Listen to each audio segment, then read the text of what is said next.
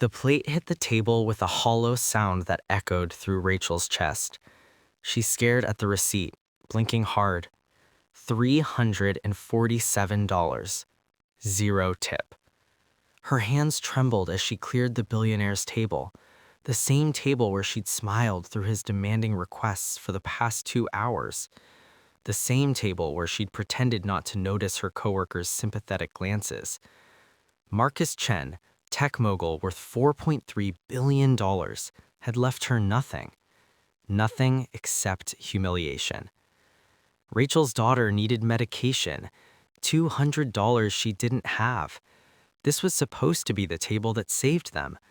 The wealthy businessman in the corner booth always meant hope, but Marcus Chen had crushed that hope with a single zero. As she reached for his plate, her vision blurred with tears she refused to let fall. Not here, not in front of everyone. Then she saw it, something folded beneath the porcelain edge. Everything was about to change.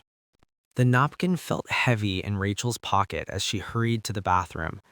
Inside, scrolled in sharp handwriting, 1247 Riverside Drive.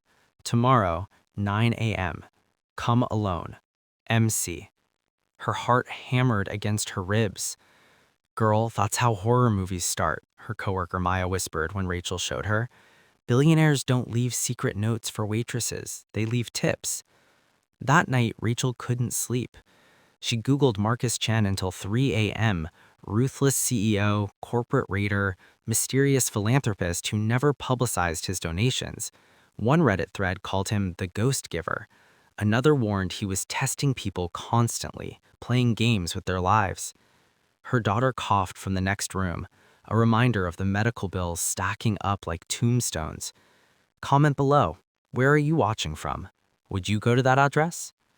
Rachel stood at her window, watching the sunrise, that napkin burning in her hand. Tomorrow would reveal everything. The office was nothing like Rachel expected.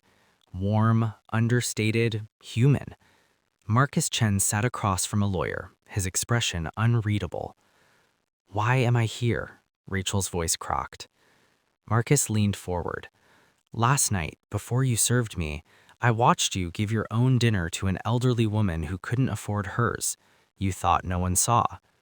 Rachel's breath caught. "My mother was a waitress, single parent. She died waiting for people to notice her humanity." His voice softened. "I've been searching for someone like her, someone who chooses kindness when the world chooses cruelty." The lawyer slid papers across the desk. $50,000 for your daughter's medical care. Full scholarship for your education. One condition. When you can, you help someone the way I'm helping you." Rachel's hands shook as she read the documents. The zero tip was never the story.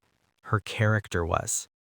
Rachel signed the papers with tears streaming down her face, each stroke of the pen feeling like redemption for every double shift, every missed bedtime story, every moment she'd felt invisible. Marcus explained his network, a secret foundation testing service workers across the city, identifying those who maintained grace under impossible pressure. The zero tip was always part of the test, designed to see who remained kind when kindness seemed worthless. "The world rewards performance," said Marcus quietly. "I reward character." As Rachel left the office, the weight she'd carried for years lifted. Her daughter would be okay. She would be okay. But Marcus's words echoed, "Pay it forward." That phrase became Rachel's compass. She wasn't just receiving help. She was joining an invisible chain of compassion that stretched back to a waitress who'd once struggled alone, and forward to countless others waiting for someone to notice their humanity. 6 months transformed everything.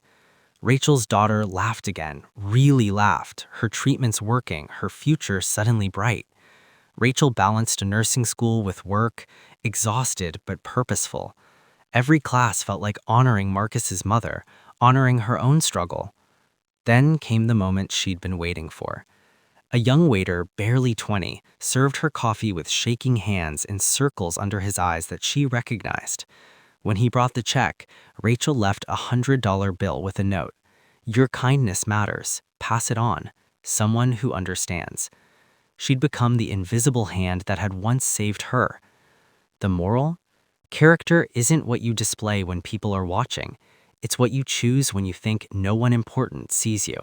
Your integrity is your greatest investment. What would you have done with that note? Drop your answer below. And if this story moved you, subscribe for more stories that prove kindness always comes around.